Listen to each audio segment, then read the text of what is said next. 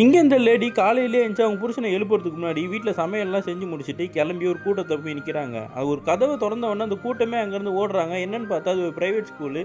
அந்த ஸ்கூலில் இந்த பையனுக்கு அட்மிஷன் எக்ஸாம் எழுதிருப்பாங்க போல இருக்குது. அவன் பேர் இருக்கான்னு பார்க்குறாங்க. இல்லைன்னொன்னே ரொம்ப கஷ்டமாக வீட்டுக்கு வராங்க. அந்த பையன் புறா பேரை இங்கிலீஷில் சொல்லுன்னு சொல்லி அவனை திட்டிக்கிட்டு இருக்காங்க.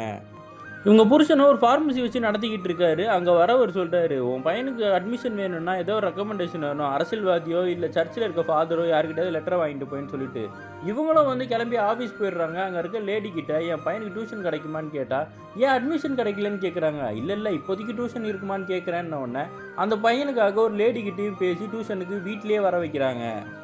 இவரோட பையனோட அட்மிஷனுக்காக ஸ்கூலில் இருக்க பியூனுங்கிட்டலாம் போய் கேட்டு பார்க்கலான்னு பார்த்தா அவனுங்க எல்லாம் சேர்ந்து துரத்தி விட்றாங்க. ஆனால் போகும்போது பக்கத்தில் ஒரு டெய்லர் இருக்கான், அவங்ககிட்ட தான் ஸ்கூல் யூனிஃபார்ம்லாம் கொடுப்போன்னொடனே அவங்ககிட்ட போய் கேட்டு பார்த்தா அவன் சொல்கிறான், நீங்கள் ஏதாவது டொனேஷன் கொடுத்தா தான் ஸ்கூலில் சேர்ப்பானுங்க. இந்த பக்கத்தில் இருக்கவர் பாருங்கள், அவங்க பொண்ணுக்காக 20 ஏசி ஸ்கூலுக்கு டொனேட் பண்ணியிருக்காரு. நீங்கள் ஃபார்மசி தானே வச்சுருக்கீங்க, அட்லீஸ்ட் ஊசியாவது டொனேட் பண்ணுங்கன்னா ரொம்ப கஷ்டங்க, அதெல்லாம் முடியாதுன்னு ஹீரோ சொல்லிடுறாரு. இந்த குட்டி பையனுக்கு டீச்சிங் எடுக்கிற அந்த பொண்ணு எனி டைம் பாய் ஃப்ரெண்டு கூடயே ஃபோனில் பேசுகிறான். அந்த பையனை அதை நோட் பண்ணுறான். அவங்க அப்பா கேட்குற என்னெல்லாம் சொல்லி தந்தாங்க சொல்லுன்ன உடனே எல்லாத்தையுமே சொல்லி காட்டுறான். கடைசியில் அந்த பாய் ஃப்ரெண்டு எப்படிலாம் திட்டினாங்களோ அதெல்லாம் கூட பேசின உடனே பக்கத்தில் இருக்கவங்களாம் சொல்கிறாங்க, எப்பயுமே ஸ்கூல் தான்ப்பா பெஸ்ட்டு, இந்த டியூஷன் எடுக்கிறதெல்லாம் விட்டுருன்னு சொல்லிட்டு.